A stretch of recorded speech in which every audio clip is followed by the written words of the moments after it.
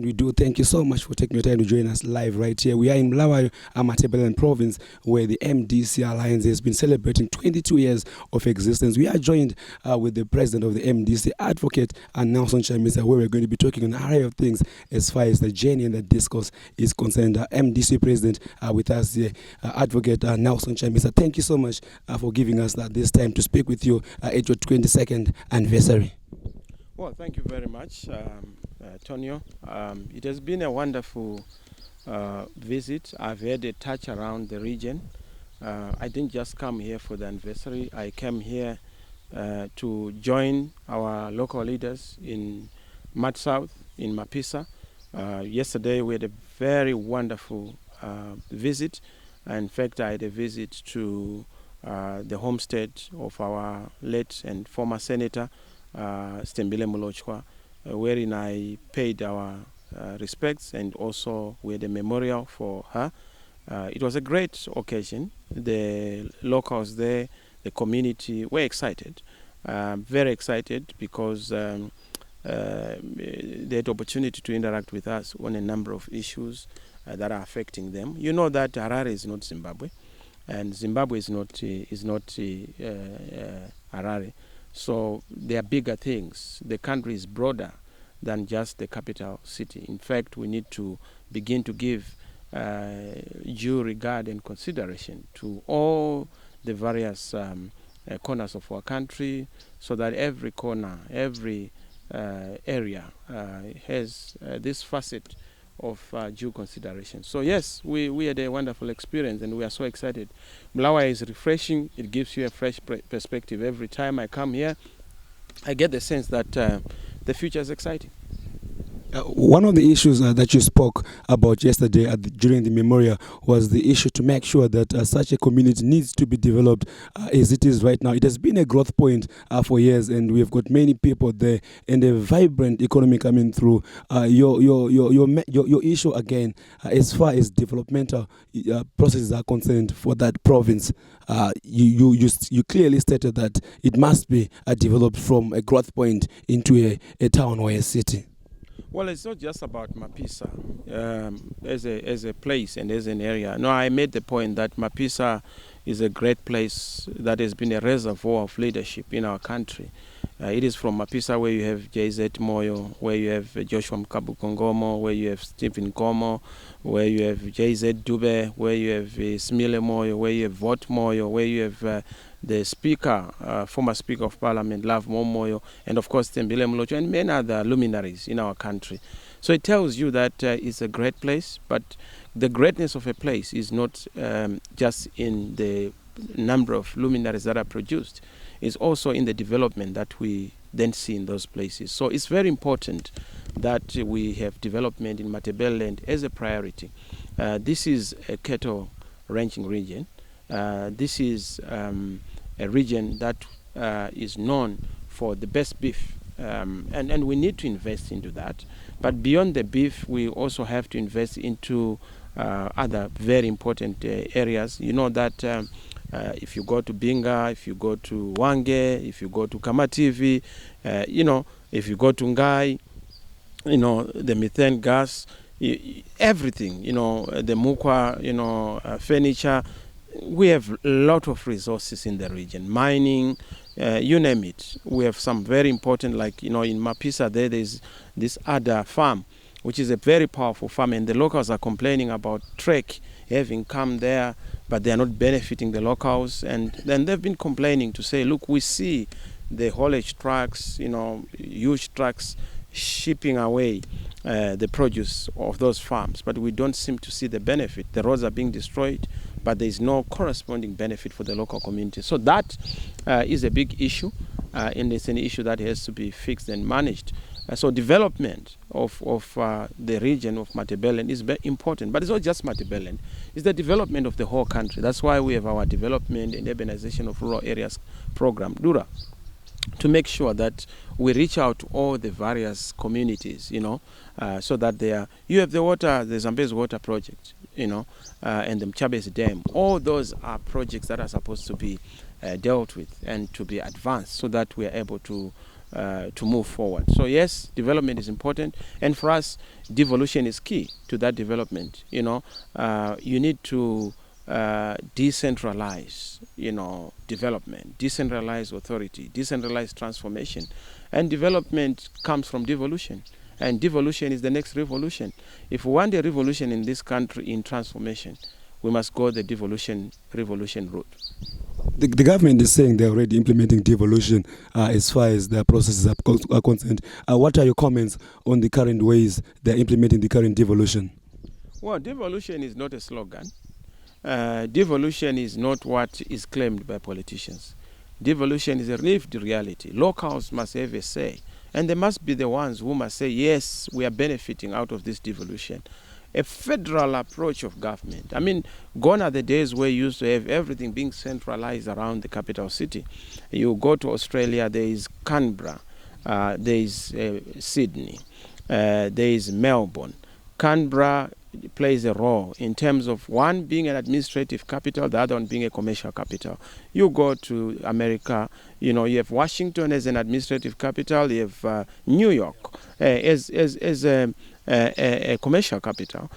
You can go on and on. You go to South Africa, you have Pretoria, you have Joburg, you have Cape Town, you have Durban. That's how modern governance is all about. So here, I've made the point that we need to make sure that we have Harare as the commercial capital, Bulawayo as the industrial capital, Gweru as the administrative capital, Masvingo as the ancient city, Manicaland as the capital for, horticulture, because of the unique, value propositions that are in the various,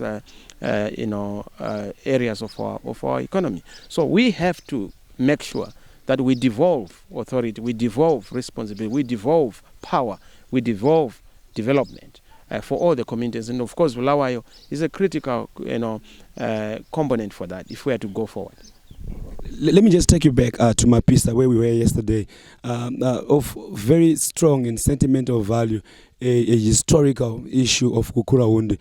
We managed to tour that place, and I saw you with the MDC top leadership, including our watchman and as well. You toured that place, Gukurahundi. You saw some of the placards in the areas that have been destroyed, where there is concerted effort to destroy history in Zimbabwe. Your comments on what you saw as far as that Gukurahundi place is concerned? Well, I must say that we have had our dark moments as a country and as a nation. And those dark moments cannot be wished away. It's regrettable that I heard that there are people who destroyed the plaque that had been erected there. You don't decimate a plaque hoping that you decimate memory. You can't vandalize memory. You can't vandalize history. You can't vandalize reality. You can't vandalize chapters you can only bury those chapters, but you have to acknowledge them in order to bury them. Even dogs, when they die, they are buried to give finality to their life. What about human beings, so precious, so important, something that happened, unfortunate and tragic as it is? But we need to say, as a people, as a leadership of the country, let's acknowledge it, let's apologize, let's own it. And let's make sure that Balagwe, for example, where I visited yesterday, we turn it into a national shrine. We capture the history. We galvanize the sentiments of the locals, of the communities, so that we are able to move together as a people. No one, nobody being left behind. As it is, there are others who are grieved. There are others who have wounds and scars. They must be healed. They must be honored. So yes, people must be allowed to be given the honor to bury their loved ones, to honor them, to mourn them the way they want, to even have memorials for them the way they want. That is part of the mourning, and that is part of the healing. But government must acknowledge, government must apologize, government must compensate. Restorative justice, rehabilitative justice, not retributive, but restitutive, restorative, and rehabilitative justice, so that we are able to come together. And I've heard the communities, their cry, which is loud, is not that they want to revenge. They don't want vengeance. They just want the truth to be told. So it's a truth-telling exercise. It's a catharsis moment. It's cathartic to make sure that, pent up emotions and feelings of hate, feelings of pain, feelings of injustice are all laid to rest. We need to put this to rest and have the healing that will help our country move forward. We have blood that speaks, blood speaks, and blood can't be silenced, but blood can be appeased. And to appease the blood, we must do what those survivors are saying must be done. Those communities have a say, have a voice. Let's listen to their cry. Let's also have a bottom-up approach. Let's have the involvement of our traditional leaders, the involvement of our church leaders, community leaders, so that opinion leaders are also playing a pivotal role, not just to wish away this thing or to sweep it under the carpet, but to make sure that we exhume their aspirations, their anxieties, their hopes, and what they would want to see for this great nation. And that's how healing is going to be advanced. We believe in national healing.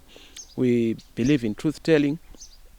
We believe in transparency and openness, and we draw a line in the sand to say never again shall we, on account of politics, in the name of politics, spill blood or have tensions, escalate tensions, and have unnecessary divisions that will destroy our country. No division is worth it to lose lives on his account. We need to be bearing that past, but bury the divisions, come together, and move together as one. Let me just bring you back to what the former Speaker of Parliament, Lovemo Amoy, was also speaking about. You made a strong comment as far as that development is concerned. And one of a very interesting point that you made is you said that let's work towards a broad alliance. And while you were addressing people there in Mapisa, many people are speaking about these issues. What are the perspectives that we can have, those who have left the MDC and those who have already been out and have got interest in joining the MDC or the coalition or a broad alliance, as it may be? Your sentiments towards this is a very topical issue that is going on these days. Well, two critical issues, philosophical and ideological. Number one is to make sure that the citizen is at the center of everything and make sure that we bring all the citizens together to chart a way forward. But not only that, we also have to make sure that we bring communities at the center of our politics. This is why we've been talking about community consensus candidates at local authorities, in the councils. Let communities have a say. We also are talking about constituents, consensus candidates for an MP. But even for president, let's have communities coming together to say this is how we have to move forward. So we've been emphasizing this philosophical approach because we believe that we must build a new alliance for change, a new consensus for change, a new convergence for change by all citizens. We have to reach out. It has to be a broad church. It has to be this big bus, an omnibus of opinion in the various sectors of our society. You look at war veterans, our church leaders, churches. You look at society in general, youth groups, women's groups, our traditional leaders, business people, labor, students, youth must play a continuous and a very important role because that is how we build a better future. So that is the spirit. And I'm glad to say that there's a conversation that is taking place. And it's beyond labels of parties. Parties can be very divisive. Yet you know that parties come and go. But what doesn't come and go is our collective aspiration as a common people. We are one people. We are one nation. We have one goal. We want a one new great Zimbabwe. And we must all contribute to it. We need to come together to build such a country. We need love. We need peace. We need justice. We need freedom. But we need also a conversation and a dialogue. And we've activated that dialogue, and it's going on well. We've gone across the sectors of our society, our cross community. And a lot of people have been asking me, is there going to be a new name of a party? Look, we are not as narrow as to just look at the name of a party. Of course, names are important. You know that in the Bible, each time there was a new dimension, there would be a change of name. From Abraham to Abraham. From Jacob to Israel. It's very important because names depict a change in direction. So yes, that is a consideration to say we need just beyond the change of names, We need a distinct identity, a distinct set of values, a vow of values to say this is what we do, this is how we do politics, these are the do's and don'ts. MPs do certain things, councillors do certain things and don't do certain things. You know, we have looked at the character of certain of our leaders. They mimic and depict that we are trying to destroy. They are just like shadows or carbon copies of that which we are trying to fight in ZANU-PF. So we don't want ZANU-PF light. We don't want ZANU-PF carbon copies. We don't want ZANU-PF amplified or a ZANU-PF edition, because that can't be the alternative. A true alternative must be an alternative in values. Whereas ZANU-PF emphasizes one-party state, we emphasize a multi-party state. Whereas ZANU-PF emphasizes command politics, we emphasize plural politics. Whereas ZANU-PF emphasizes command policies, command transport, command foreign exchange rates, command marriage, command families, command political opposition, command parliament, command cabinet. We are saying we want our organic manifestation of our diversity, so that with the rainbowness of our nation comes out. The mosaic nature of our being, in our diversities, is celebrated, is advanced, is also propagated. So that is the difference. Whereas ZANU does not want a strong civil society, we want a very strong civil society, an independent civil society. Whereas ZANU are very jittery about a free press, we want multiplicity of press. That's why you still have one ZBC, one television station across the country, 41 years after independence. Radio stations limited, all state controlled. Yes, 41 years after the independence. We want to move from that. We want to make sure that we have different radio stations, more than 3, 4, 5 television stations, more than total number of newspapers. In Ghana, they have over 60 radio channels. And that is how we should be showing that development. So yes, it's important for us to have a direction around issues of the names, so that there's a distinct identity for ourselves and what we stand for, beyond just the past that we have represented. On a developmental tip, we have seen the government, it has banned and introduced a monopoly on Zupco transport, and also now they've recently introduced the trains that are now plying roads. Your comments on those developments?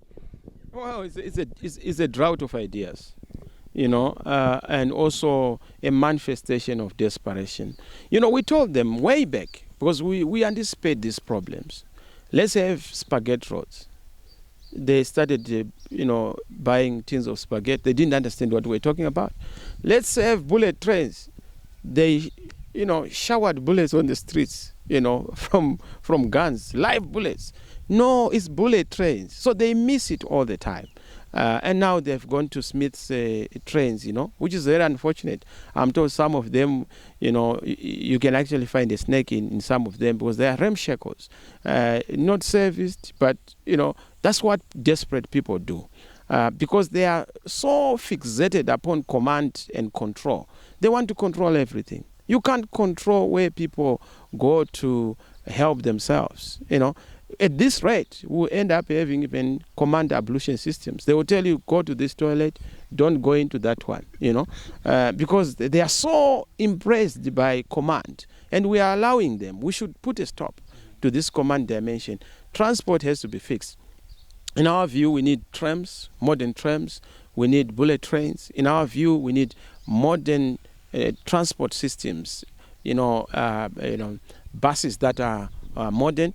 But of course, also bring back the combis before you fix the issues. So our issue has been to say, as you have a transitional thing where you consult the commuter women buses, where you consult, transport operators, you must have some kind of a dialogue, so that the policy shift is anchored on informed consensus building. Gone are the days when you would just do things on your own. It's now inclusive policy making, collaborative leadership, corroborative leadership. Come together with the affected people, work with them, hear from them, and then you move together. This approach of just coming with a hammer, look, every problem is a nail, it needs a hammer. That's antiquated, that's old school. It doesn't work. And that's why you have seen problems that are affecting. They can bring buses, but it's not even sustainable, because you don't have to have the buses coming from government. Government must be out there doing the business of providing an environment. Business must be left to business. You cannot create jobs as government. What you do is to create a conducive environment for business to create jobs. So that is a win-win situation. But in this country, everything is politics. That's why you find that we don't have time for economics and economic development. It's all sloganeering. It's all politics. It's all elections from day one to last day. You know, they rig the elections. The next thing they are thinking of the next term. To do what? Just to be there, enjoying creating jobs for your kith and kin.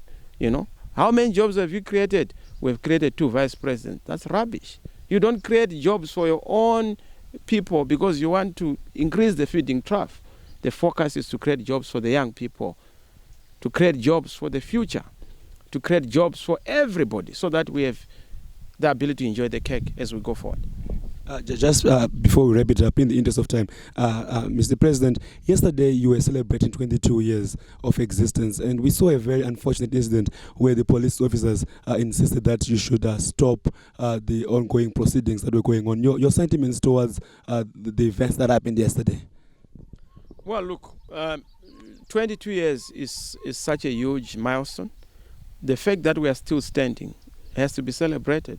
Everything has been thrown at us, but we've remained standing.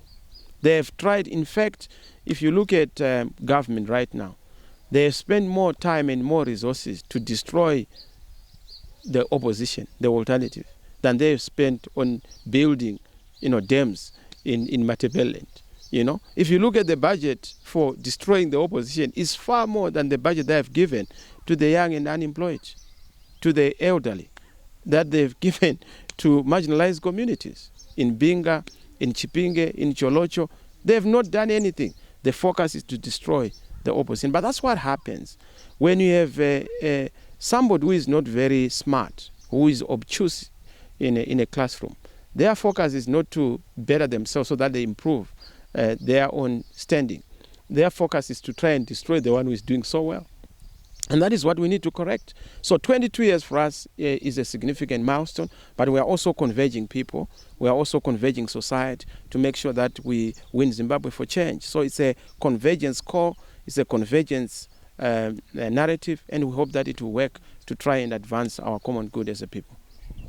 MDC leader, the president advocate, and Nelson Chamisa, speaking on an array of things. Just before we quickly call it a wrap, your last words to Zimbabweans as far as your struggle is concerned, just before we quickly call it a wrap. Well, Zimbabweans, thank you very much. You have been fantastic. Thank you for your consistency. Thank you for your principled belief in us. Thank you for voting for us. In 2018, we did it. We had over 2.6 million votes, and we're going to do it again. I mean, I know people have been saying that Zambia, are we going to be the next? We are going to be the next, but the next with a big bang. And teach Africa that it's possible to have democracy as a sustainable template of governance in this dispensation and in this period of our existence. So yes, Zimbabweans, diasporans, we thank you. You have supported the cause, you have supported your country, and we want to continue to thank you. Zimbabweans across all ages, all demographics, and also across all regions, we thank you for continuing to support us. And we hope that with that support, we'll leap to the next stage. Change is coming. It might look so difficult and inevitable, but when it comes, it will be overnight. And I know that we'll smile one day. Let's get ready. Let's be prepared. We are going to do great and big things, but it starts with leadership, because our problem is leadership. Our challenge is leadership. We have everything else, resources, good people, good climate, loving people, hardworking people, industrious people, except one thing. Our leadership is something that must be fixed. We have our low-class leadership that must be elevated, and that's what we must fix. But thank you, and may God bless you. Everything we are doing, God is in it. Don't worry, it shall be well. We have to do our bit. We are in it, God is in it, and Africa is supporting us. The world is supporting us. We are not walking alone. Thank you so much. That's the MDC Alliance President Advocate Nelson Chamisa speaking on an array of things as far as the Zimbabwean discourse is concerned. We thank you, everyone who's watching us right now. This is www.techmag.tv. My name is Tony. I do appreciate it, and thank you so much for joining us live right here from Bulawayo. It's a wrap.